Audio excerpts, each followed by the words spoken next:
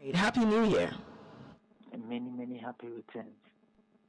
Yesterday, did you have the opportunity to monitor the vetting of the gender minister as well as the two other ladies that appeared before the committee? I think I did with the gender, but unfortunately I couldn't do much with the With other the two. others. Okay. Because I was going to ask, first of all, your general assessment with regard to how they all fared, and then we narrow it down to the gender conversation.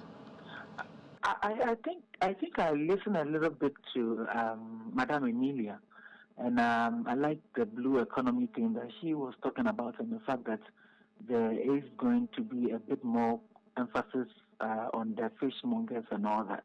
Because, most of the time the conversation has always been around premix and all that, and the men are the ones in the fishery industry where everybody thinks about them. And so the women who are really at the receiving end or helping the men for their business to thrive are really not taken care of. But I like the fact that she did mention a bit of them and talked a bit more about expanding the aquaculture and the fisheries industry, talking about the blue economy. So let's see the commission that is said they're going to set up on the blue economy and see how women are going to participate in that, especially when climate change and all issues are on board, and it does affect women. All right, now let's talk about gender, the ministry then. Namu Mulati is a minister designate for the ministry, and she took her turn yesterday. First of all, what did you make of her submissions before the appointments committee? Okay, I think it was okay because based on the question that was asked by her, she responded. But I think that the challenge with what I see is the fact that the conversation of gender is not well understood by so many people. And so the conversation of gender is a bit trivialized. I mean, the hard issues and the real conversations are not really hard. And so they tend to focus so much on the things they think they know, which is the leave and school feeding and all that. A lot of the questions was around school feeding and fewer on sanitary parts and all that. So I feel I don't blame them much, but it's the technical knowledge that is lacking from the people that were asking the questions. So they couldn't ask the right question that would help us as Ghanaian women. Would you advocate that perhaps, just as they invite friends of the committee to come and ask questions, perhaps some of these specialized areas, they probably should get, people who have some understanding in the sector to perhaps Absolutely. Also be there to share some thoughts? Yes, absolutely. I do agree with that. I do agree with that because gender is a cross-cutting issue, right? And so, I mean, when I see at the vet and a minister is only talking about part, I'm not trivializing it. It's important. But there are so many other aspects of gender that nobody talks about it. The Minister of Agriculture was there. There were lots of things that was asked him. A great affect women, climate change, the rural women. What is the ministry going to do in this issue? Finance, women economy, we are there. There are most important things that the Ghanaian woman wants to know. In fact, even yesterday, the bank was not even, I don't think they discussed the bank. The new bank that the president wants to set up and what is the modality and how the ministry... The Women's Bank? Yes. How the ministry will be working with the finance ministry to get all some of these things. Because, so they feel that it's not in the domain of gender to discuss this. But I think there was a question on the Women's Bank, even though it was not as extensive as the amount of time that was spent on the school feeding program, for example. Let's talk about now some of the things that came up. We've talked about school feeding, which some feel that there was a lot of time spent on that. But then there was a conversation about maternity leave, and she suggesting or proposing that perhaps we could consider some 6 months instead of the 3 months that we're doing currently, to allow women to get some substantial time to be with their kids before they return to work. What do you make of that proposal? In all honesty, that's a good proposal, but how is it going to be implemented? So I can share examples of countries that have even up to 1 year. Canada is 1 year and all that. However, what is the mechanism? What are the systems that we are going to advocate for government to put in place? We majority of the workers are not in let's say the public space where it's government that is paying and it has no problem. I think 2020, there about 2016, we're advocating for this. We met business people and all that, and they explained so many things to us. What is government going to do? Government needs to be deliberate and say, I'm going to support business to be able to do this. This is the conversation. A business person who has his own business has employed somebody who has gone to give birth. The law says 3 months. He's done 3 months. Remember that 3 months you don't work. You are in the house and they pay you full time. And then we are saying extend to 6 months. The business people are like, no, it's difficult for us. We can't pay this individual to sit home for 6 months. We can't do that. Sometimes we look at the conversation. So we are saying it would be appropriate for the ministry to work with government to have a modality and give some subsidies and all things to industry players, that we are going to give you subsidy in all these areas and all that. Because if the person goes on maternity leave, per the law, you have to pay everything. You are paying SNIT, you are paying tax on everything. So if the government will put in systems that would cushion the businesses to say that, okay, government is doing this for us so that we'll be able to do the 6 months, businesses will do it. We also have to look at a point where we haven't been able to have this conversation. So when we are saying we are going to put 6 months, what's going to happen is that you have a lot of businesses asking these women, which is happening in the bank, asking these women to sign a bond that they are not going to get pregnant in the first year or first 2 years of employment. And again, they're going to be asking these women, instead of giving them full-time employment, a lot of businesses are going to be turning into consortium. So they're going to hire you for a 1 year period, renewable based on your performance. And so if they realize you are pregnant, they will not renew your contract so that they don't incur anything. So I think that we have to have a broader conversation and look at it. It's not just about proposing 6 months. In fact, the businesses, they were very honest. And they said it. They showed the books. They said, this is us. We can't even pay this. And so if somebody's going to be in the house and I still have to get another person to stay in for 6 months, that's difficult. For now, I would encourage that we push for the Labor Act that forces industry players to have child-friendly environment. Okay, the health ministry is saying 6 months breastfeeding, and so if the industry players are able to create a friendly environment, at least after 6 months, after 3 months vacation leave, you can bring the child to work. They can create a small crèche. There are companies that have started. When you go to Data Bank, when you go to Barclays, that few ones, we need to encourage more of that so that it also doesn't impede the promotion and the work progress of the women. Because if the woman be in the house 6 months and they come back, most of the time we are not having a lot more women in the high position because they go on leave. By the time they come back, 3 months, they come back, a colleague of theirs has been promoted, they have to still climb up and all that.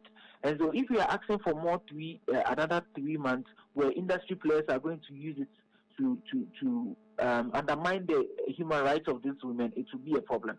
And so we have to look at the conversation again and see how best we can all deal with this issue. But I think there are a lot of pressing issues in the corporate world that was not discussed.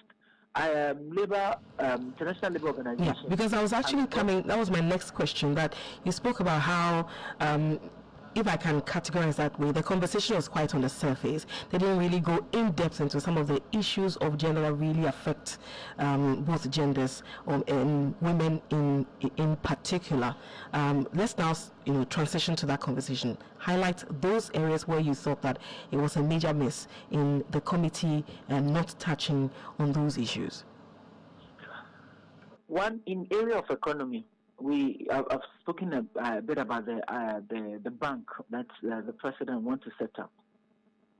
what is the bank, what is the ministry going to do to make sure that the women can access this, and what are the modalities and all those things that are going to put in place. Now, in the area of again banking, you see that there's a lot more savings and loan and all that, and these women are the ones that, I mean, they use the savings and loan schemes and all that. And if you look at the operational strategy of the banks, some of them use the village savings and loan scheme strategy, where you are in a group, and so as they give you loans, you make sure that everybody pays their own. Otherwise, if somebody defaults, others to be shared on you and all that. And these banks are still asking the women to put pay insurance on the money and put some risk money and all that. So by the time they are going to get their money, the loans, that the chunk of it is being taken to do all these things. And if they don't pay, they go after them. One person doesn't pay, they go after them and all that. And so there's a need for us to look at how these banks are operating that are affecting the economic empowerment of women. There's a need for us to have a conversation that stereotyping within the banking institution. You go to a bank and you want to open an account. The first thing they are asking you, your marital status. If you don't want to respond to that, they say, no, we can't do it because Bank of Ghana need that statistics. I don't think the financial independence of a woman has to depend on whether they are married or not. And I think there's psychological and all that effect. When a woman, maybe you've gone to the bank, you've been praying for marriage for years and you haven't gotten it, and the bank is even asking you, are you married and all that, and you are like, wow. So it means that marriage is very important. Even at the bank, they are asking, and I'm here, So these are some of the things in the sector that's very troubling. We have the customer to fire. Okay. How do women understand Madam Chair, Madam Chair, can you hold on for me on that area? Just a quick one, a follow up on the bit about, for instance, when it comes to financing and people going to the banks and then they ask to fill forms and, marital status is asked and all. The counter argument will be that is a form that both, sexes or genders do use when it comes to filling the form. So why is, because if a guy should pick that form, he would also indicate whether he was married or otherwise. And so why should that be discriminatory? You see, that's a gender issue. That's why I said it's a serious gender stereotype. You don't need to know anybody's marital or relationship status when it comes to financial independence. Okay. But the other one with the women is that, you see, we women, we tend to interpret things differently. We are at the receiving end. Our society has made it look like if you're a woman, how many people, you are a journalist, how many men have you interviewed, politically exposed men? Have you even asked about their marital status, whether they have kids, but most of the time they ask the women, are you married? How are you going to manage your marital home and politics? So the society. How do you combine family? How do you combine family with politics? That's what they ask, all those things. But you see, where we live, it's like they ask a woman. They can ask a woman, "Are you married? Or when are you getting married?" But they hardly ask the men. So some women psychologically are going through a lot of things. I'm struggling with marriage. Nobody is getting married with me. And then you go to a bank, they are still asking you. So when you leave, you're like, wow, marriage is very important too. Even at the bank, they still are asking, I need to be married. I need to be married at all costs, and it becomes something like a pressure. And so for me, I think that there is no need for you to find out about the marital status of anybody. If you want to pick data, that's why there's the marriage registry there. And there's statistics. So anybody who is in the country and is married, the statistics will tell you. The bank does not need to pick data on who is married and who is not married. And if you don't respond to it, they don't ask you. And in some instances, the women who go to the bank for loans, they will ask you, have you discussed with your husband? Is your husband your guarantor? This woman doesn't even want to let the husband know, but he's coming, he's qualified, and she wants to do business on her own. So all these things are very important financial things that we need to discuss. Tantamount to fire outbreak. How do the women understand insurance? These are the things that we need to be talking about. Do the women even understand insurance, that they will need to begin to insure their businesses? Because every year we have this issue, and who is discussing this issue with the women? And when you go into the area of, let's say, the social protection aspect, we are talking about shelters. We are talking about street kids on the road. Some of the kids on the road are not Ghanaians. How is the ministry going to work with the Ministry of Foreign Affairs to start diplomatic conversation with some of our ECOWAS brothers to say that your country people are on the streets with kids, babies, and it's not right? How can we get this thing sorted so that they can be off the street? How do we? There was an issue on the witches' camp. The 8th Parliament, there was a sponsored bill by Francis Sosu. The president didn't assent to it. What is going to happen now? Are we going to bring it forth? Are we going to build shelters in the north to cancel total eradication of those camps, to rename it in a better way, to say that this is a shelter for old age people? So even if they are scared, they don't want to go back home, there's a shelter that is named properly with human dignity, and they are put in there. This is a critical issue. When you look at the Domestic Violence Act, they say that government is supposed to set up a fund. Successive governments have never taken notice of this. And so there's no fund to support victims of domestic violence. Domestic violence happens to both men and women. And so we need to discuss this. How is the ministry going to fund, make sure that they fund in the support, and how are they going to support Social Welfare Secretariat to oversee some of these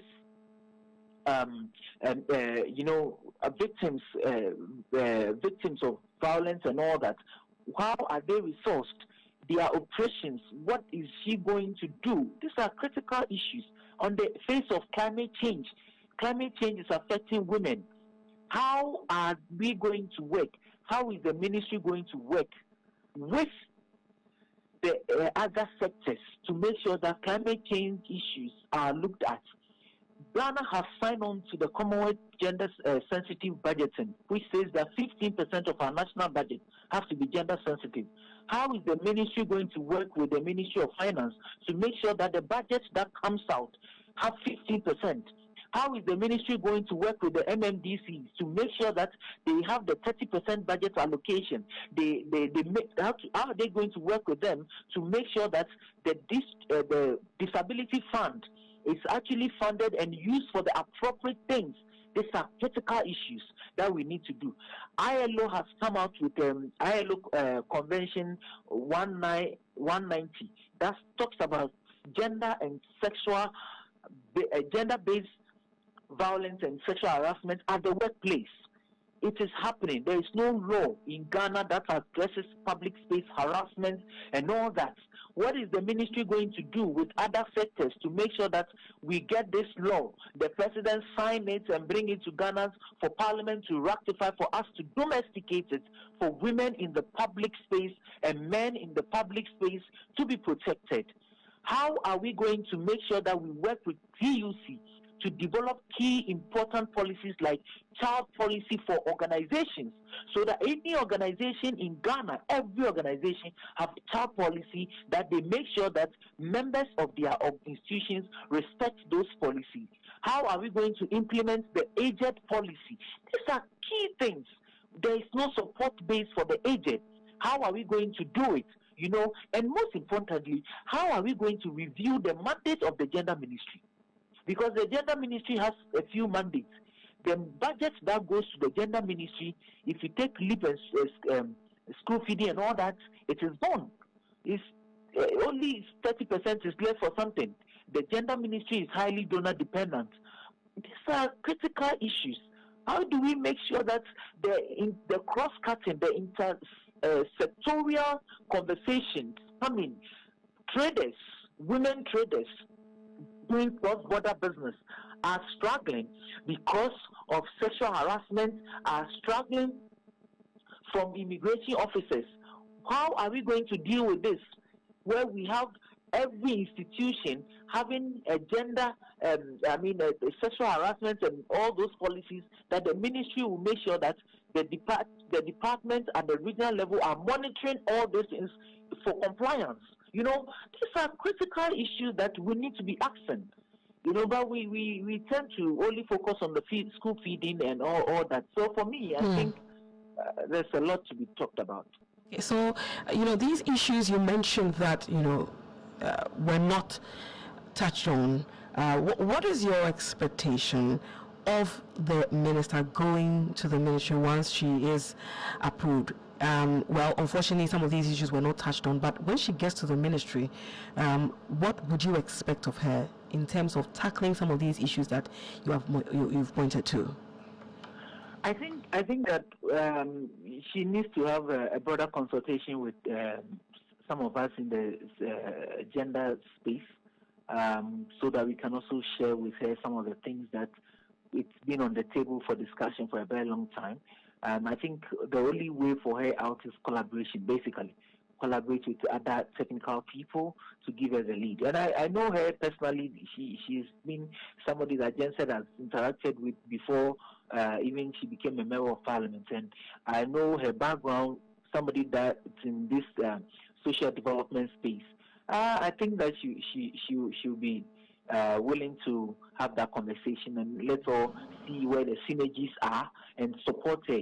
The technical support that we need to give her will be there to support and bring attention to some of these issues so that it can be addressed. Because like we all agreed, the questions that was asked lacked a lot of technicalities, So I think we just have to give her our support, draw her attention, rally behind her, and let's get the issues across and make sure that our constituents, which are the Ghanaian women, children, and persons with disability issues are well addressed.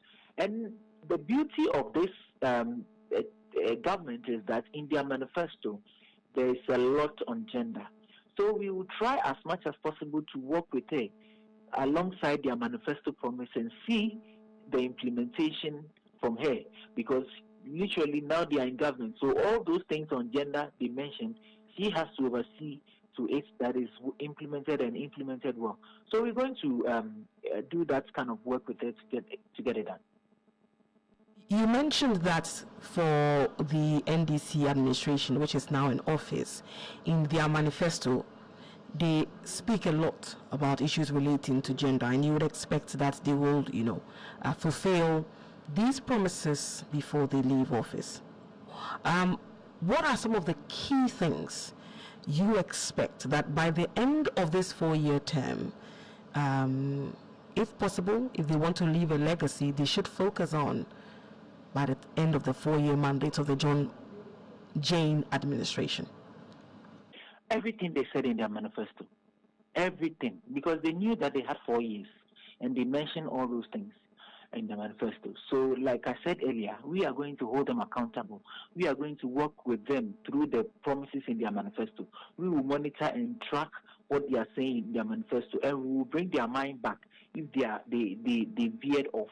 And of course, there are things which were not in their manifesto but are very important. We'll bring their minds to it. Everything in the manifesto is important and needs to be addressed. So I feel I don't need to point one, because everything is extremely crucial, So we are just going to monitor and track them and hold them accountable, because you see that mostly the accountability comes from the economy. But all these things also have impact. And so we will hold them on that angle to make sure that they implement all that they said they will do. Away from the vetting, appointments have been made and all that. What do you make of the level of involvement of women so far in terms of those who have been chosen for various portfolios, ministries, state-owned enterprises, among other, institutions as well? I so far so good. I think it's not bad, honestly. I think it's not bad, and I think as we go along with the names that are coming, we'll see. I'm hopeful, because with everything that is coming out, even if you don't get 30%, some places you have 50%. Presidential staff are 5-5. So You have 50% there. Some of the agencies, commissions, and authorities, you've seen 30% women and all that. So we are still monitoring, and we'll come out with the full the figures from every area. But so far, I think it's been impressive. And I always say that it's not only about the law, but it's about commitment. It's about political will. And I see that the NDC, this administration, kind of have that political will to push for the gender. And so to have Professor Jane, it's a huge political will that they did, and I'm pretty happy about it, and I'm sure we'll see more coming days. Yeah. Speaking of Professor Nana Jane, our very first female vice president, one of the key things that they said on the campaign trail and reiterated is that she will be directly responsible for some of the ministries. One of them being gender. What kind of influence do you expect her to have on the gender ministry? A lot, because her, in fact, her influence is going to be beyond the gender ministry, because as educationists, there are issues in education that borders on girl-child education, and so she will make sure that that conversation is discussed over there. You'll be supervising the education ministry too. Oh, that's the beauty of having her as the vice president, because she, like I said, she's an educationist. So there's no way that the Ministry of Education conversation will come up and she will not oversee the issues that has to do with girl-child education and PWD and all that.